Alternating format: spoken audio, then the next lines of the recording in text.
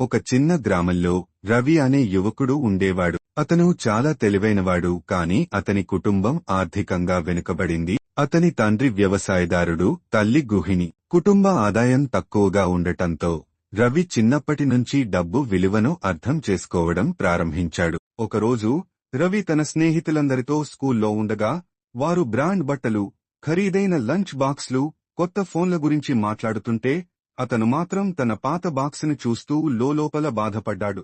ఎప్పుడైనా నా దగ్గర కూడా ఇలాంటి సమృద్ధి ఉంటుందా అని అతని మనసులో ఓ ప్రశ్న కలిగింది. కాని అతను ఎదిగిపోవాలని, కష్టపడాలని నిశ్చయించుకున్నాడు. భాగం 2. మొదటి కష్టం, ఖాళీ జేబుతో బాధ. రవి కాలేజీలో చేరిన తర్వాత కొత్త ప్రపంచాన్ని చూశాడు. అతని ఫ్రెండ్స్ కొత్త బైకులు, బ్రాండ్ డ్రెస్సులు ధరించి వస్తుంటే అతను మాత్రం ఓ చిన్న సైకిల్తో కాలేజీకి వెళ్లేవాడు.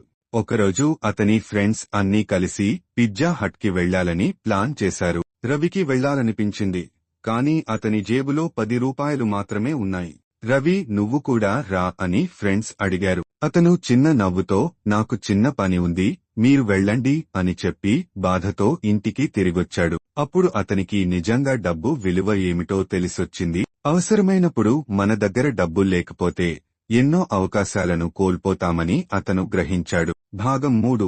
ఆలోచన మారింది, కొత్త లక్ష్యం. ఈ సంఘటన తర్వాత రవి డబ్బును సంపాదించాలనే ఆలోచనలో పడ్డాడు. అతను తనకు వచ్చిన చిన్న ఖాళీ సమయాన్ని సద్వినియోగం చేసుకోవాలని నిశ్చయించుకున్నాడు. అతను ట్యూషన్లు తీసుకోవడం ప్రారంభించాడు.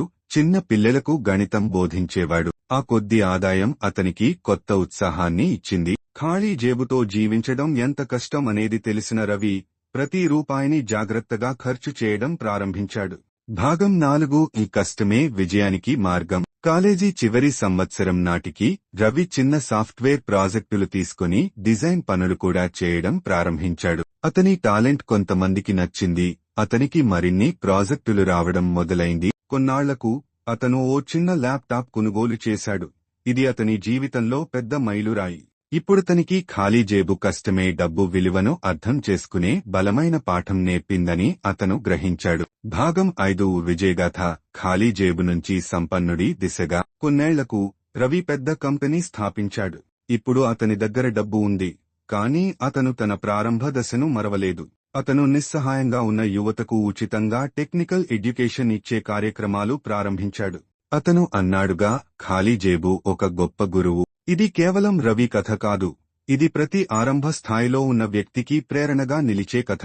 జీవితంలో డబ్బు విలువను ఖాళీ జేబు అనుభవమే మాకోసం బోధిస్తుందని తెలుసుకోవాలి. కష్టపడితే సమయం సరైన సమయంలో మన విజయాన్ని తథ్యం చేస్తుంది. ఖాళీ జేబు ఉన్నప్పుడు మనం ఎంత విలువైన మనుషులమో తెలుసుకోవాలి, కానీ ఖాళీ మనసు ఉండకూడదు. కొత్త ఆలోచనలతో ముందుకు సాగాలి.